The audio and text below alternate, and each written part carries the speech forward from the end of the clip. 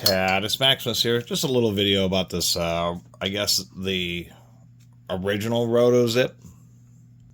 They still sell these. They've been, obviously been selling them for a long time. And it's one of those surprising tools, or surprising that the tool did as well as it has in the market. Dremel, the small rotary tools, you know, had a variety of accessories. But the RotoZips were just sold as this is a type of saw primarily for cutting out holes in drywall, as well as plywood and plastics and that type of stuff. But they just had some kind of king marketing system and made a pretty big business out of it, enough so that they eventually got bought out by Bosch, who also bought Dremel. They decided they wanted to be the rotary tool people. And so this is the RotoZip, what is the model? SS355. Kind of expensive. $80 for the basic kit. They have, you know, like circular cutting accessories and, you know, vacuum capture accessories. But it doesn't actually appear that it came with any of those parts. I did actually get this in the original box. Been kicking around, and finally somebody said, I'm just going to get rid of this at a garage sale. I haven't used it at all. Pretty powerful, 5.5 amps. It's like a 650 watt motor. Little wrench with an interesting way of holding it onto the cord.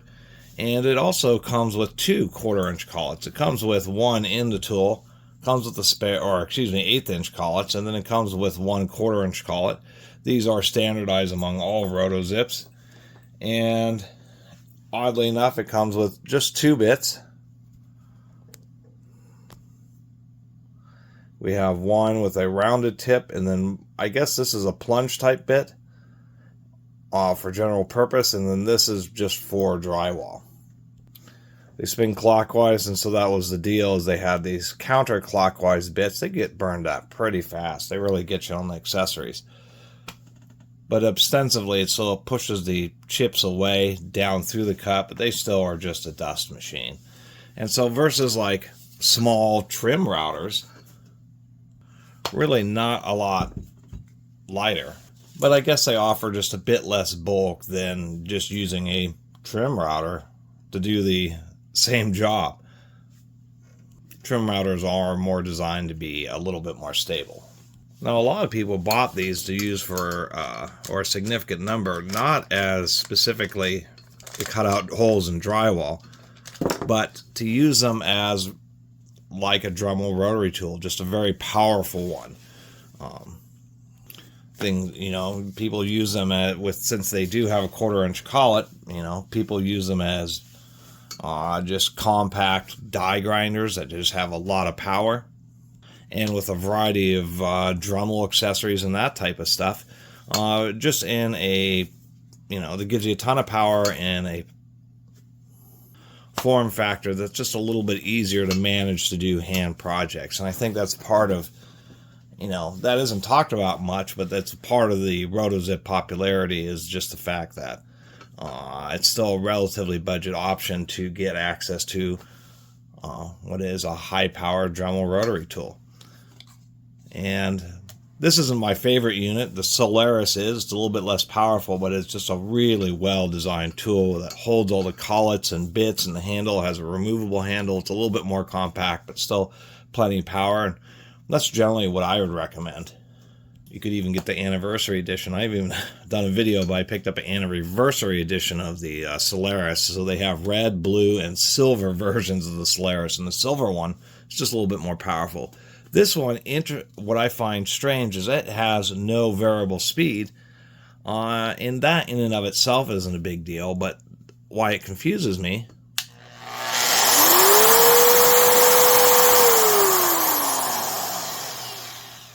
already has a soft start system, which is a type of variable speed that's ramping up the motor slowly. So they already have a soft start in it. They really should have given you a dial. Would have really increased its versatility, and they probably would have sold even more of them to be used as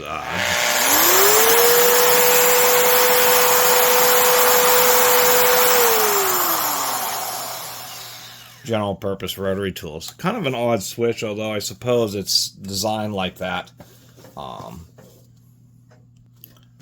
to make it still relatively easy to turn on and off, but without interfering too much. You know, these don't have a real steady router base, but people, you know, use them the same way they use trim routers and laminate trimmers. They just aren't as good as an actual trim router for stability or having more precise adjustments or having a variable speed. The only thing, they do have a pretty big lock button. And I guess you wouldn't really be holding it down here too much, but when tools have these lock buttons, I'm always a fan of them being more recessed than this. I certainly have had Dremels on other tools, and I just haven't been paying attention. I've accidentally hit those integrated locks. I should also mention the other huge disappointment is they have all this headspace. They should have had some really bright LEDs integrated. If you're going to have a soft start, integrate some work lights. My goodness. Anyway, I figured we'd take a little look inside here. They had an interesting extra retention clip down here. I guess they were having issues with when you tighten down the screw, kind of splaying out the plastic there. Now we can actually get the two halves separated. I can tell part of the weight here. Well, first, it's not terrible materials. It is PA6 nylon GF35, 35% fiberglass reinforced nylon. And when tools do use fiberglass reinforced nylon, it's usually 30%, so that's extra. It is a heavy piece of plastic, pretty stout case, and something I actually wasn't entirely expecting. But to make it a little bit more compact, it's actually slightly more expensive to do it this way. It is a permanent magnet AC motor. It's actually a DC motor. It explains why they do have the soft start. Well, not really.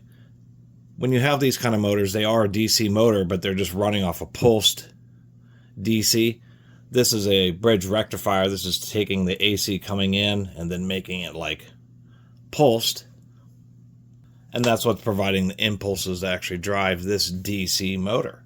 It just is it's a 120 volt high performance DC motor with very close and thin commutation bars for higher magnetic field density and higher speed. Let's get some light on here.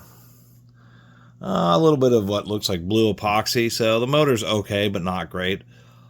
Obviously ball bearings. A lot of tools are starting to use these little rubber kind of boots that go around the bearings. And those provide actually two things. One is to help reduce small vibrations. And two, if the bearing ever fails and locks up, what it'll do is it'll spin and eat up this rubber boot rather than destroying the whole housing.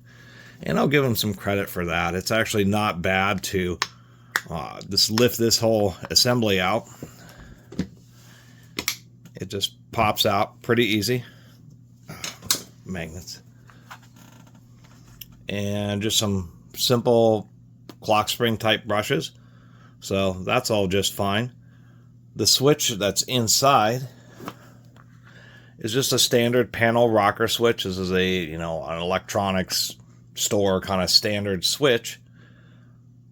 So if it ever fails, it even has spade lugs. You can just buy one of those off of Amazon. You just take the measurement of this, one direction and the other. And this is like a real standard size, whatever, the 20 by 10 millimeter. And you can just order another switch and swap it out. You don't have to get a special RotoZip switch. It just has to be a rocker. So I actually kind of like seeing that. I also like seeing that the power cord. So that's kind of my take on it. It seems totally pointless that they have such a powerful unit just for little 1/8-inch spiral bits, as this, once again, the Solaris is awesome. And on the bigger unit that they haven't put LED lights on it and the variable speed. Just kind of seems like a strange tool. And for what it is, it's kind of almost strangely well built. I mean, that is a pretty solid little tool. It'll definitely take a drop or a dozen of them. But its versatility increases because it comes with a 1/4-inch collet, so you can put in grinding stones and all sorts of stuff. Anyway, thanks for watching.